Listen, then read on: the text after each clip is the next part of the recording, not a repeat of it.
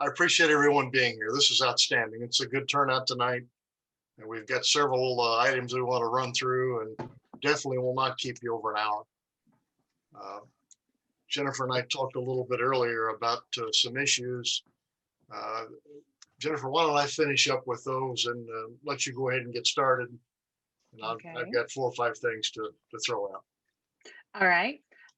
Tonight we wanted to gather all the club presidents and the district leaders to talk about how can we do fundraising in a virtual environment and still be successful so that our clubs can serve our communities. And we've asked Lafayette Daybreak, Matthew Salisbury. Do I have that right? The right club, Lafayette Daybreak? Yeah. To talk about what they did in their club, and they were very successful with it. And Matthew, what is your role in the Lafayette Daybreak Club? Hi, yeah, my name's Matt Salisbury, and I'm the committee chairman for our annual fundraiser called A Toast to Mental Health. Okay. And so we couldn't do it the way you normally did it. So I'm going to let you explain to all of us what you did, why it was successful, or why you think it was successful, the feedback that you received, anything that you can share with our clubs that are on this call that would encourage them to consider ways that they can continue to serve their community in a virtual world. So Matt, it's all you. Okay, well, I want to say thank you very much for having me. We were very fortunate last year with our event. We broke all of our records, even with the pandemic. My club, Lafayette Daybreak Rotary, club president is Steve Gray. And of course, David Strand is a assistant district governor. We're really proud of David and all that he's doing to represent our club. Our event is called A Toast to Mental Health. And last year was our 13th year. This year, we just started planning going into our 14th year. And the event has 3 beneficiaries, 3 local mental health agencies, including Mental Health America, local branch, National Alliance on Mental Illness, West Central Indiana, and then a local nonprofit called Willowstone Family Services. It's been around for about, I think, close to 50 years. And our event is normally an in-person event, first Thursday in May every year. And we have a big silent auction, usually about 130 packages, kind of a 10-item live auction. And it's kind of a cocktail hour where people will they'll have hors d'oeuvres and talk to each other. And then we have a kind of a presentation. Usually we get about 200 people to the event. And our previous record was 44,500 as a net. And so going into last year, really kind of about this time, we were kind of planning as normal to have the event on the first Thursday in May. I kind of had read about some things about the virus just kind of early in January, didn't pay a whole lot of attention to it, probably like everyone else. So I don't need to, I guess, belabor the lead up to when we had to make changes. We had to make some changes in March. We realized the virus was coming, it was going to be a problem, and spoke with our club president at the time. And we made a decision. We held off. You know, we knew that we were going to have to make a decision, but we didn't want to be the first one to make a decision. There's a lot of fundraisers in early May. So we held off, and I kind of called the other, I guess I'll just call them committee chairs of the other fundraisers that I know, and just to see what they were thinking. And we were all in the same boat, holding off. And we ended up in April just deciding to postpone until September. And there was a close call there. I was actually in favor of doing a live stream event in April, just to kind of, because we have a big silent auction, and our silent auction is online already. All of our items we've been uploading them online and doing the mobile bidding, which I would assume many here are familiar with. We've been doing that for about probably 6 years with the mobile bidding. So in that regard, we were set up to at least do something online. Thankfully, my committee, we've got about 12 to 13 people on the committee, a lot of carryover. I would say 80 to 90% carryover over I think this is my 7th year as a chair. And I got great counsel on that. When we made the decision, I was leaning towards having the event still in April as a live stream. And another member of my committee kind of gave some counsel as to maybe we should wait. And after I thought there was no question that was the right decision. And so we decided to wait until September, I believe, 24th. And at that point, we kind of put it on just a hold. And we met about once a month in May, in June, doing Zoom meetings just to kind of discuss what we were going to carry over. I don't know that we made any big changes to our format until we kicked back in August, and that's when things started to ramp up. And so some of the changes that we made, and I should give my disclaimer that I don't know how much luck played into, some of these changes. So it could have been good fortune. I think we made some decent decisions, but I don't want to sound like these are guaranteed, successes for everyone. So the first thing that we did was we decided we're going to do a live stream. So to prepare for the live stream, we had to fill content. So we scripted out about a 1-hour program. And over the 6 weeks, I worked with the heads of each of the agencies. So we have 3 agencies. I'll refer to them as the agency heads. But I have a little task force that is just the agency heads, and they work on our mailing list. And I charged them with sort of working on content. And we were hoping in the May event to really focus on veterans and mental health issues. Over the last couple of years, I've been wanting to add a little more substance to our program and discuss mental health issues. So we were in the middle of coronavirus, obviously. That became our front issue. It was how the coronavirus was affecting individuals, families, children, mental health. So that's the first thing we did was we had to make a script for a program.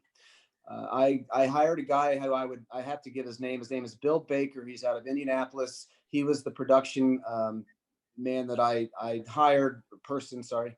And I've known Bill for a long time. He's worked on Emmy-winning programs. If you need someone to do your live production, he is an absolute pro. So that was one of the good decisions we made early on, was knowing with Bill, and I've known him for a while. I was very confident that the technical side of things would be handled well, and it was. That let us focus on the other things. One of the larger time-consuming tasks for any year is the gathering of the silent auction items. And as we're generally, I will go around town and we send out mailers and make just solicitations.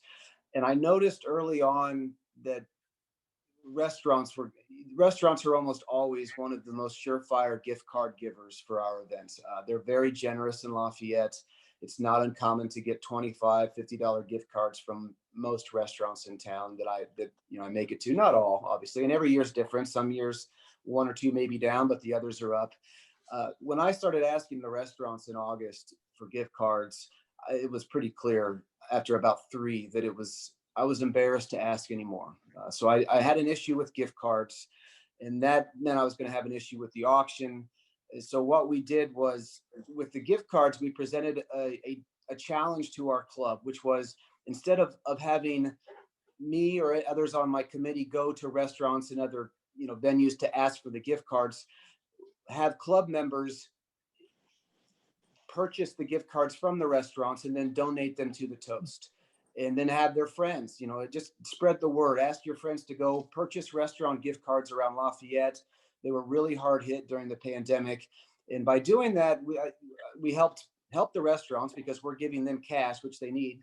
And then we're getting the gift cards donated to the Toast, and with the goal, obviously, to auction them off. That was a big success. I think we probably got about $3,000 in gift cards donated from individuals that purchased them at restaurants and then donated to the Toast. We had one out of the blue person. They donated $1,000 worth of gift cards, and they weren't in our club. They heard it from a club member and just felt compelled to help out. So that is one thing that we did that I think could translate to other areas. And it doesn't have to be restaurants, but whatever industry you think has been hit hard during this pandemic. It has been kind of a lottery system. Some are unlucky and some are lucky. Restaurants terribly unlucky. And I think that was a nice thing that worked for us, was to do the gift cards. Another change we had was one that was made a little bit out of desperation. We already had a gaming license. Every year we have a 50-50 raffle, and we also have what we call it's a wine pull raffle. Some may be familiar with that, where you have a set number of bottles of wine, 20 or so, and they will vary in value. And then the guest will make a $10 purchase and you get a bottle of wine. That bottle of wine might be worth $80. It might be worth $5. It's a fun game. We make money off of it, but we also need a gaming license.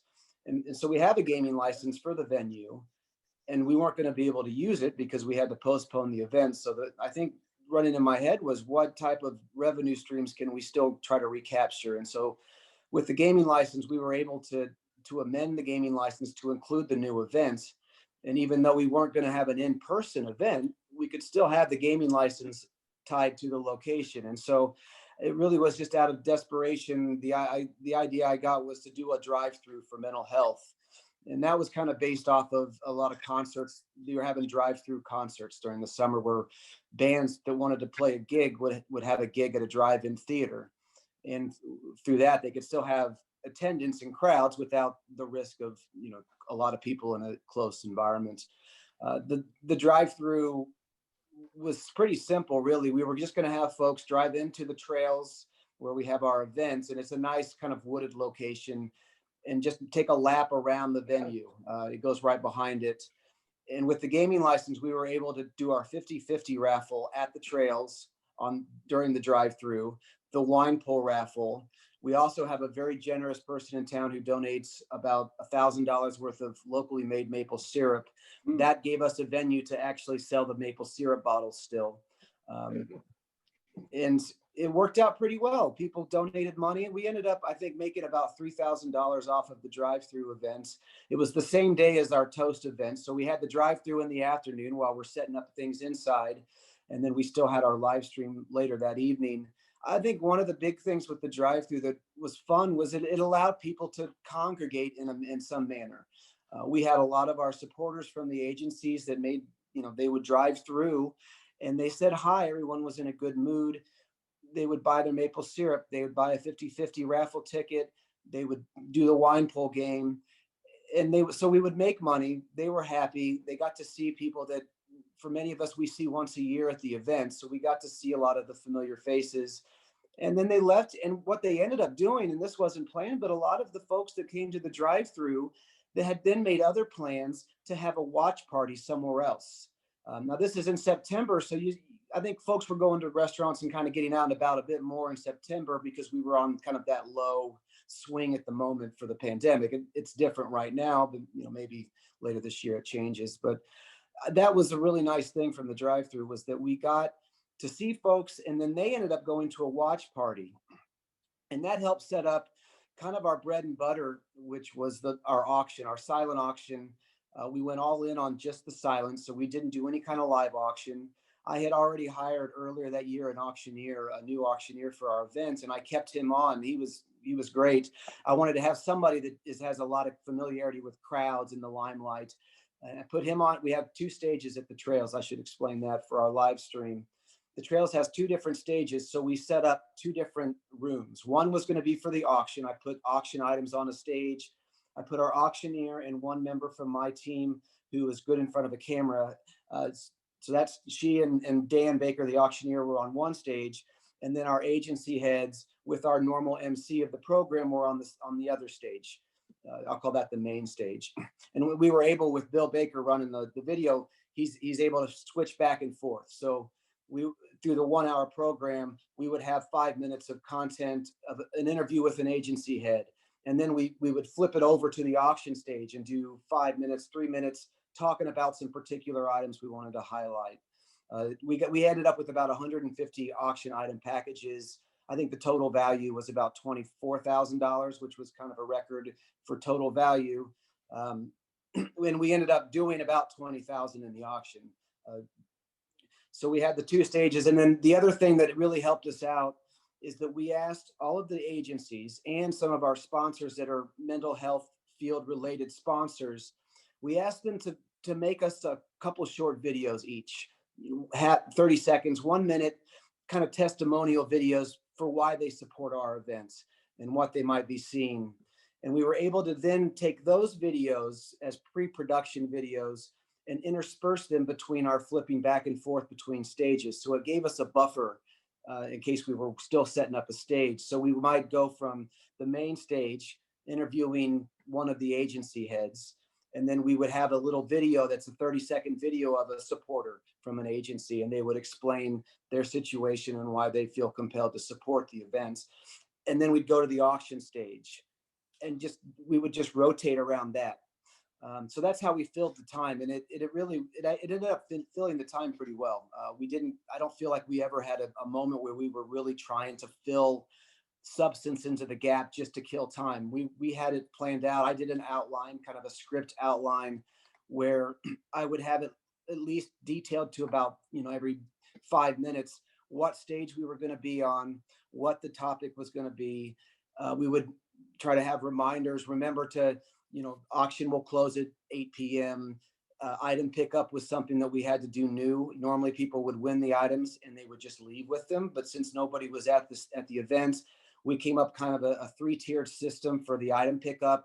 We used my office and set up some public pickup times. So the following Saturday for 3 hours, I was down there with a couple people, and people could just stop by, let us know what their name was. We'd look them up and get their items. We did that about 3 times. That took care of probably 70% of the items. And then the rest was that, you just email and follow up and give a call. And it's kind of fun, really, because you get to meet the supporters that way and talk to them. It was, a Saturday from 9 to 12, I'd have 20 people stop in to pick up their items, and we got to reminisce about the event and just get to know them a little bit better, which kind of leads to one of the other things that we really tried to work on. Because of the remote nature of this, we had to really pick up our game with our Facebook messaging and our advertisements. We caught a really lucky break in that one of our club members had a good contact with Star City Broadcasting, and they gave us an in-kind sponsorship package of about $6,000 worth of advertising across 5 radio stations and 4 TV stations.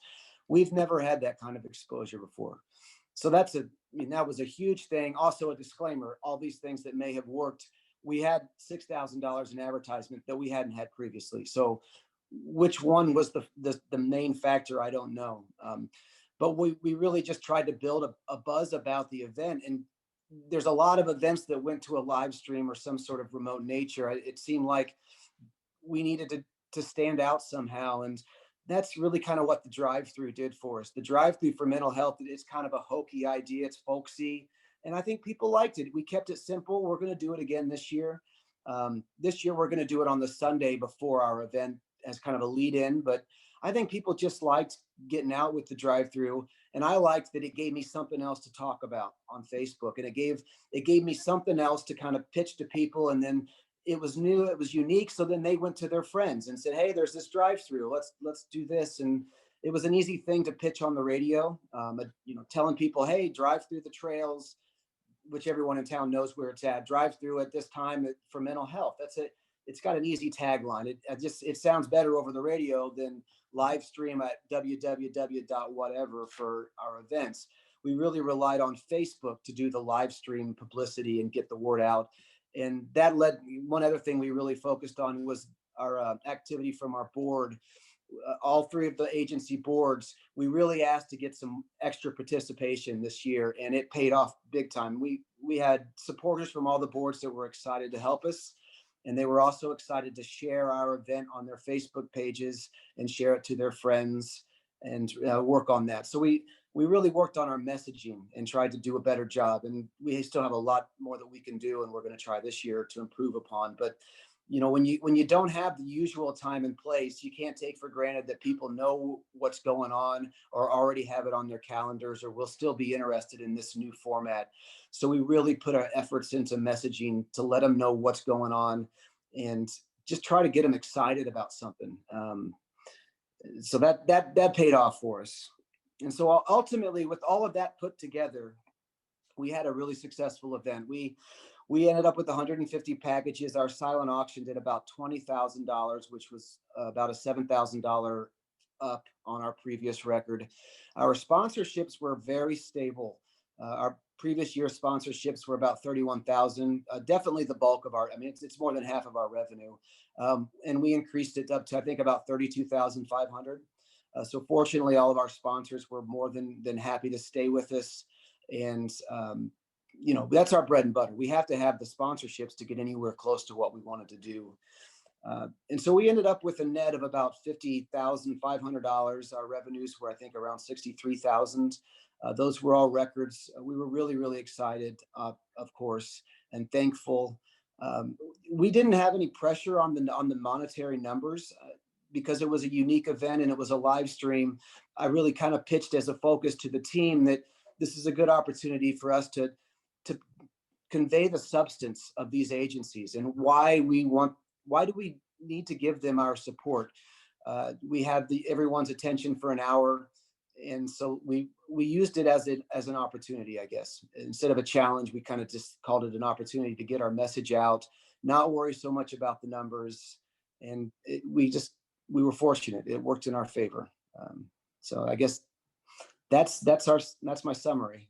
I'm happy to take any questions. Great job. I really appreciate that. You guys can all unmute if you have any questions for Matt. I have one question as far as you did a advertising in kind of $6,000. What does that entail, advertising or gift in kind? It was like a sponsorship, only dollars weren't exchanged. Okay. Which isn't entirely true. That it was 6,000 worth of in kind, so for free advertising. They also offered us a package of $1,000 to include some internet advertising, which we were more than happy to do. I don't know what all we got off of the 1,000, but it just felt like a good idea to, pay them something and try to build a relationship. But yeah, that was a lot of advertising. It was, I don't know how many minutes total. We've never had that kind of exposure before. We have done you get a morning interview on TV 18 during the week, and that's about what we have. So that was huge. Matt, you might describe the scholarships, where the funds went then for the mental health scholarships. Thank you. Thanks, Joe. I'd be more than happy to. Kind of as a side program that our club, our Rotary Club's focus has been mental health because of the Toast. A couple folks on my team, I don't get the credit. It's Bill Lapcheska and Ken Ritchie and a few others in our club. They put together this program for nursing scholarships. So one of the issues that the agencies have is the ability to hire new mental health counselors and professional talents. They can't always pay what other markets would be able to pay. So it's hard to keep them in town or even just kind of in the region. And so they struggle. They have a long list of clients and they don't have a full list of professionals that can provide the services that they need. And so the nursing scholarship is a program that some folks in our club put together with NCHS, North Central Health Services. NCHS is our biggest sponsor. They give the Toast $6,000 last year, previous years. They've committed again this year. And they also committed to the nursing scholarship program that our club put together. And so they do a matching grant. The district, this district was amazing. And I think they've given us matching grants on at least a couple years. I believe it was 5,000. I could be wrong on the numbers. And so what the program is to raise funds so that we can provide scholarships to nursing students at Purdue University who are interested in a mental health field and have an intention to stay in the area. They aren't required to stay in the area. We can't do that. That's just not something that we do in the country or the state. That would be like an indentured servitude. So it's not a contract that they have to stay in town, but we'd really like you to stay in town. And they say, we would like to stay in town. And of course, sometimes some things will come up, better opportunities. But my understanding is those that haven't stayed in Lafayette proper have stayed in Indiana and have gone to Indianapolis and have gone to other areas that have the exact same needs that we have in Lafayette. So it's really been a win. And I want to thank the district for all of your support for that. So the funds from the Toast don't go to the nursing scholarship. I should add that too. I've had the Toast available for the nursing scholarship to the extent that the nursing scholarship program needs to get more funds to finalize the matching grants. We've been there to do it as an auction item if we need to and help raise funds or give a slice of the pie because our club gets 10% of the net, which we then give out through our gifts and bequest program. So I've had funds available from the Toast that I would, I guess to properly say, I would present to the board to then agree to transferred to the nursing program, but they haven't needed them. Right. But we really are supportive.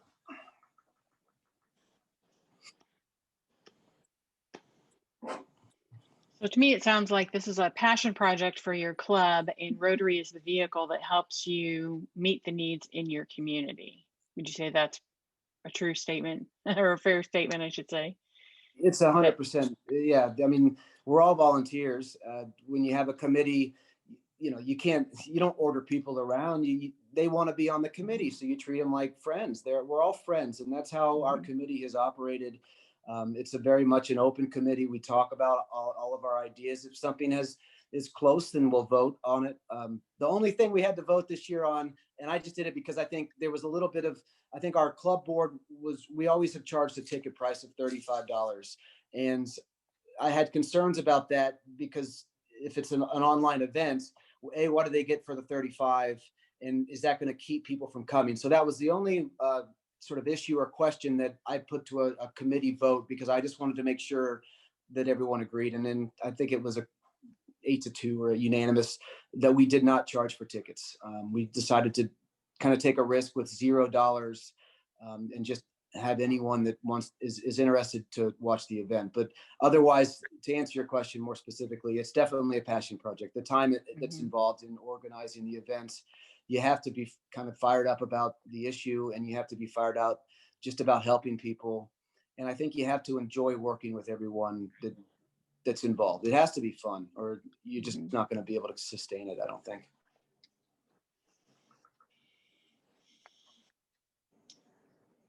Well, we appreciate your content tonight. My takeaway from this is make sure that you have a plan and it's well planned out.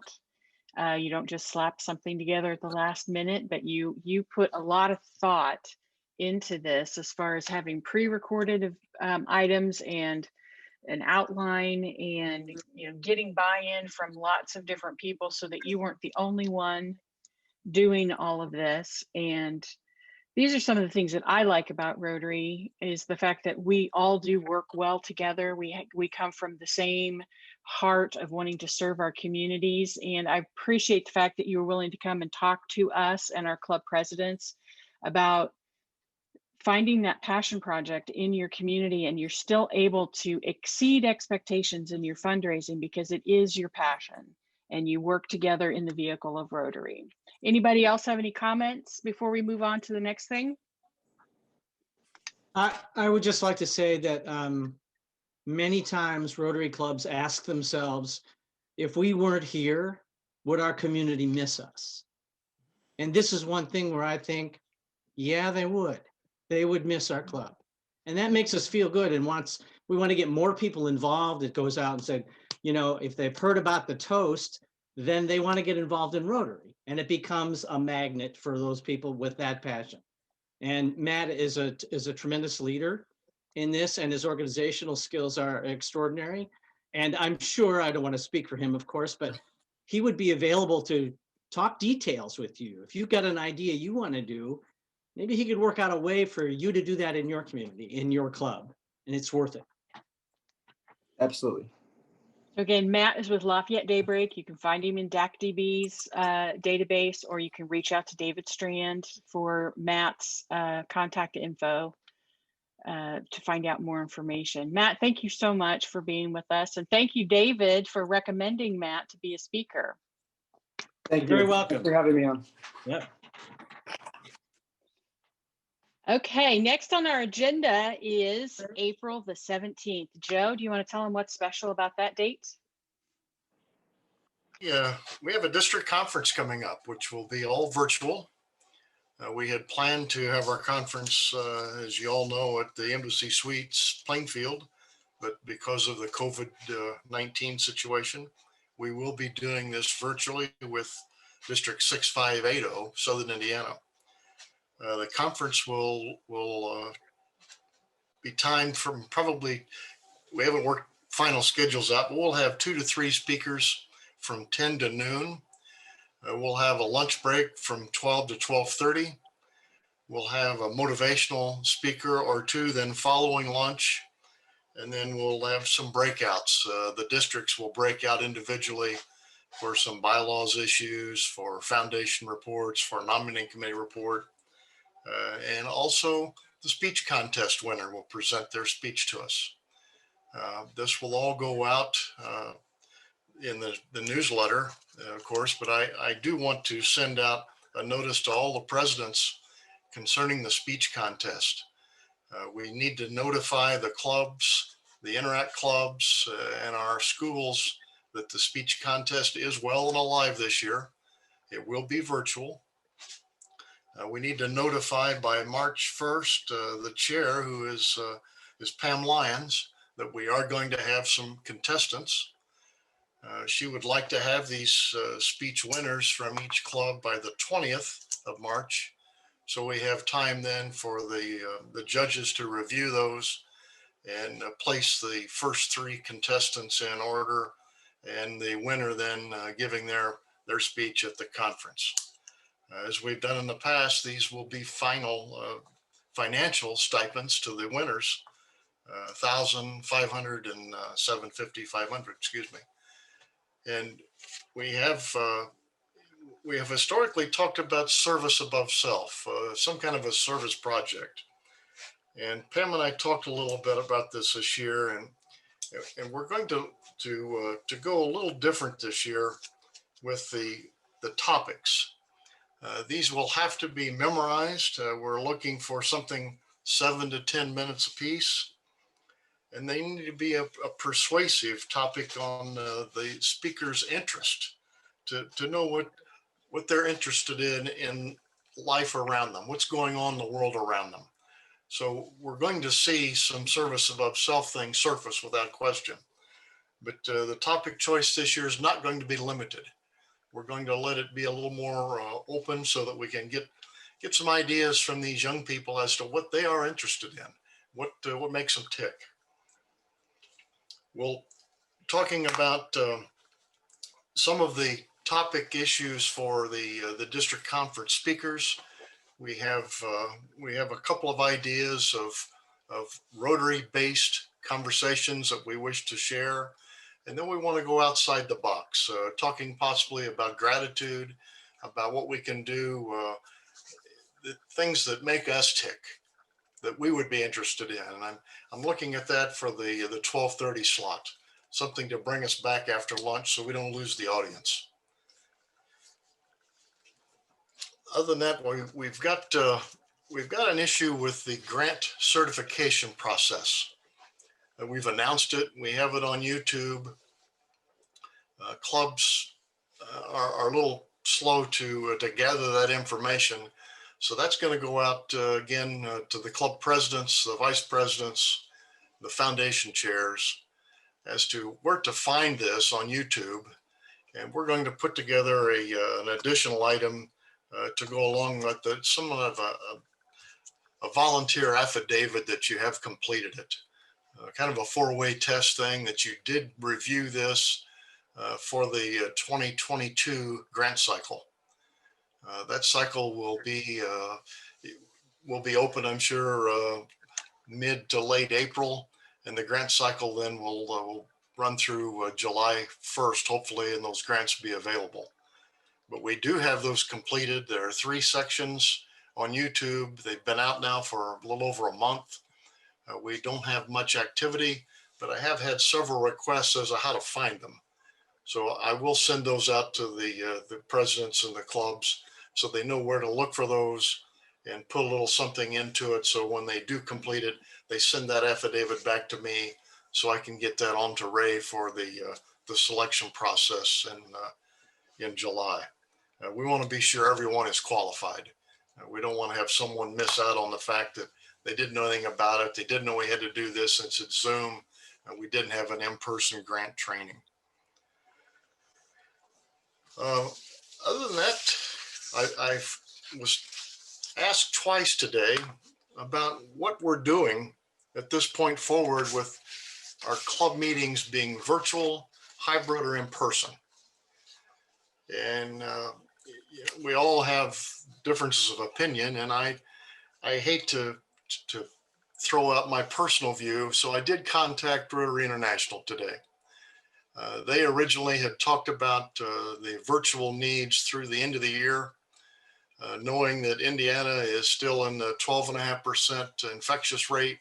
The country is very similar, if not higher in some spots. What's Rotary doing? So I did get back this afternoon a note from RI as to what we need to be thinking about and how we need to proceed in the next few weeks to next couple of months. Should our club or district be holding virtual meetings, holding meetings virtually? And RI recommends that our districts, Rotary clubs and Rotaract clubs meet virtually, cancel or postpone meetings. They need to closely examine their personal circumstances, including health issues, and consider travel and the participation in events. In other words, distancing, masking, washing your hands. That has to stay prevalent if we're going to beat this thing. We were told early on that even after our second inoculation, our second shot, that it's going to take a month or so for that to take effect. We're aware that the local guidelines and regulations are going to vary, and they do vary from state to state. Some clubs and districts may be tempted to begin holding in-person meetings. Where they do this, it's important to realize they'll be doing it at their own club's risk. And it's unfortunate. The global pandemic has created some tremendous challenges for Rotary throughout the world. And most insurance carriers are now excluding coverages from the COVID-19 virus. So if we have a situation, Rotary International is not going to have an inclusion for anything that happens through some litigious Rotarian saying that we met and they were infected because we were meeting. We've been through this recently with another category, with a litigious individual, and I just don't want us to get involved in a setting just because we think we need to be meeting personally. We're doing well. Most clubs are having relatively good success. Some clubs are having great success meeting virtually, but we need to hold off. We need to hold off on meeting in person. I can't speak highly enough of that. RI confirmed that today. This came out just this afternoon late. Clubs are encouraged, if they must meet in person, they need to create a waiver. They need something to legally protect themselves. And I really hate to even mention that at this point. I would rather the clubs stay virtual until we know where we are, where we're headed. And at this point, we don't. There's just too much uncertainty. Anyone have any thoughts or questions?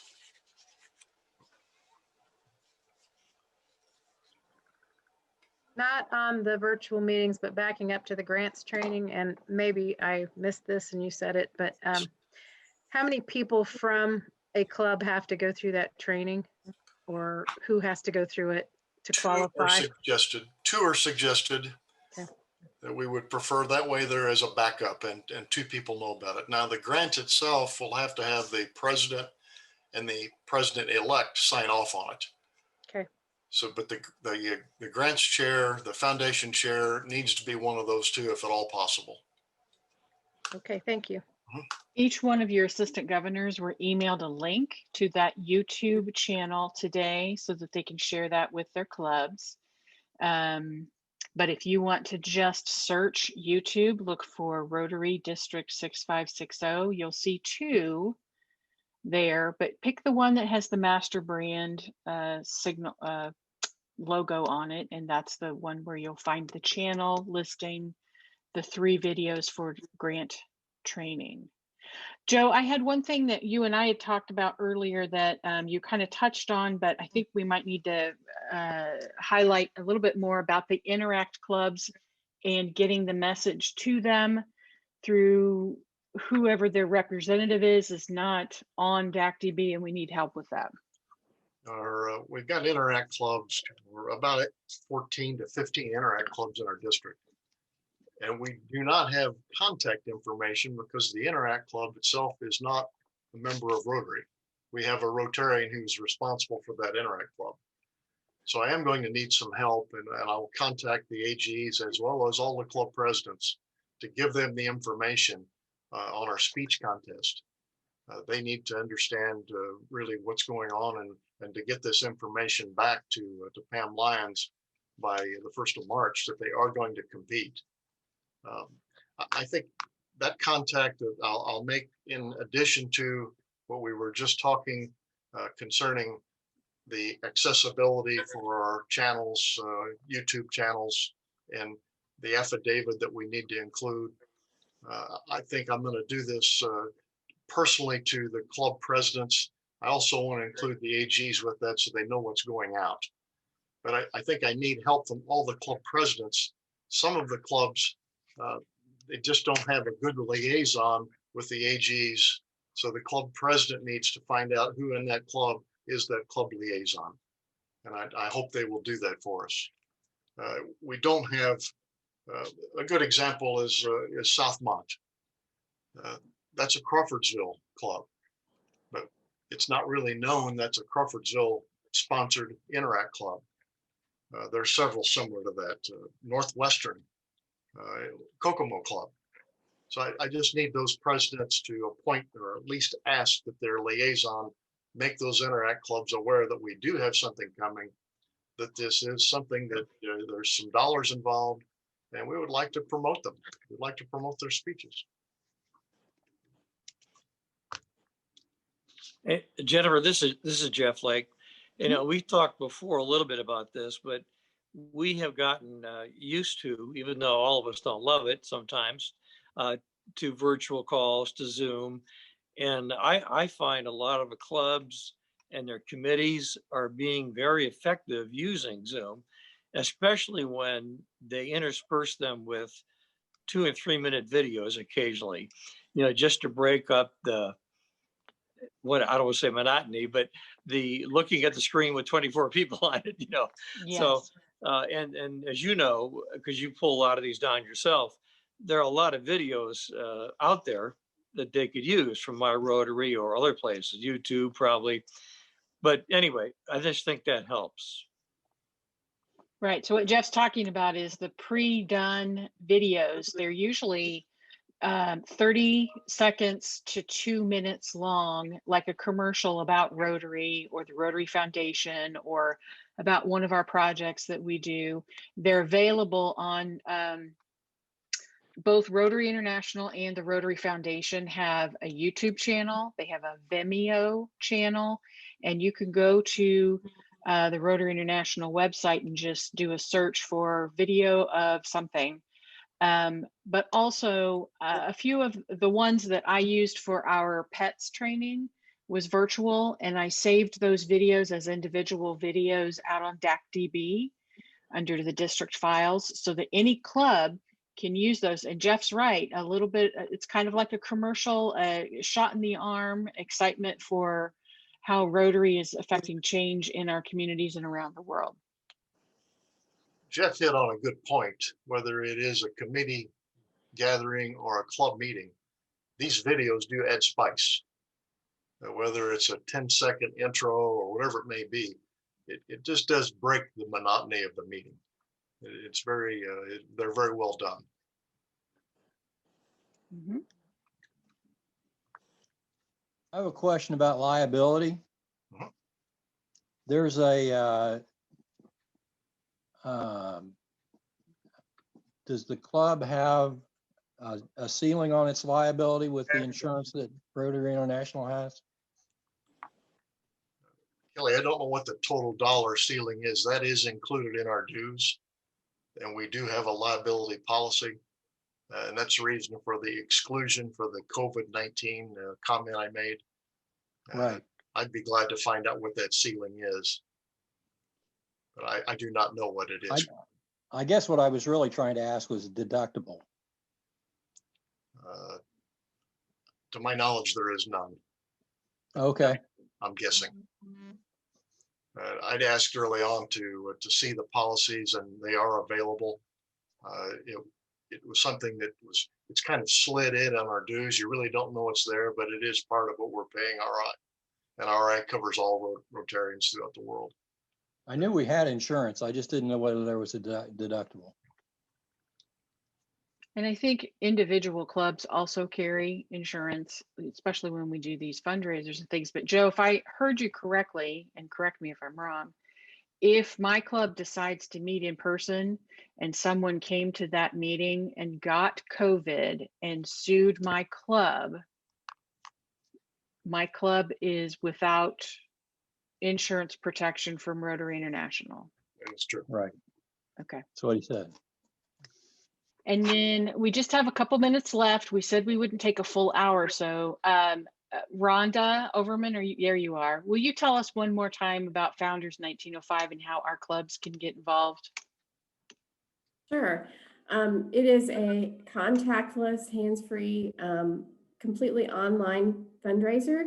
And you just have to go to founders1905.com and we can send out that information. We're creating a one-page flyer right now that we can give to clubs so that they can spread the word to their friends. So once we get that finished, I can send that to you, Jennifer. Okay. But we, and we do have other marketing materials. We just decided to develop this recently. But it is something so that all you have to do is give our your name, your club number, your name, and your address to us so that we can send your check to you at the end of the month. Once you sign up, you just go in and place the orders online, and we have you know, all the records. And so once your club gets to $50, then we cut you a check and we send it off. So if we do that about once a month, unless you make less than $50, and then we'll just wait until you make the $50 and then we'll send that to you. So it's very easy. We have a beautiful website. It's very engaging. It has a lot of information about Rotary. And then we also have Instagram and Facebook posts that you can follow. And then you can copy the information off of Instagram and Facebook and put those on your web pages so that you can have a link to your web page when, you know, so that people can order directly from your web page, or then they can see the Instagram or Facebook posts and they can see the link and order that way. So it's designed so that it's completely just as easy as possible. Right now, we just have the two products. We have K-Cups and then we have bagged coffee. Once we get things going and we make some momentum, then we're going to switch and try to get some new products out, you know, with flavored coffees or whole beans, or even packages where we could have, you know, a gift along with the coffee. So lots of different ideas for the future, but we're just trying to get off the ground right now. Right. You just pitched the newsletter. If everyone will read their newsletter in the district coming up, there is a full article on the 1905 coffee, as well as the mechanism to receive the commission, the cutback. So it's a feature article. That's awesome. Thank you.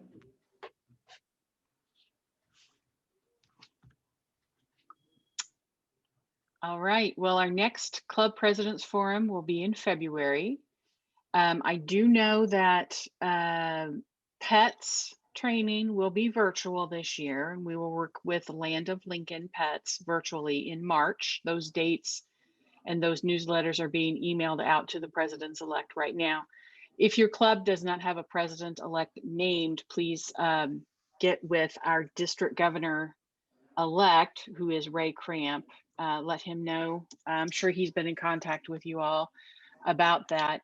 So the dates we talked about tonight was for the speech contest. Let Pam Line know by March 1st, and the virtual district conference, put it on your calendar for April the 17th. That's my nephew's birthday, so I want everybody to remember that. And then we will see you in February. I don't have my calendar in front of me right now. What's the third Tuesday in February? After Valentine's Day, right? It is on the Google, or I'm sorry, not Google, but the DACDB calendar. February 16th. February the 16th. Yeah. Okay. So we'll see you all then. And thank you for joining us tonight. Any final words of wisdom from anybody? Well, thank you all Thank for y'all. joining us. We'll see you Yes. next Thank you. month. Thank you very much. Mhm. Great to Thank be you.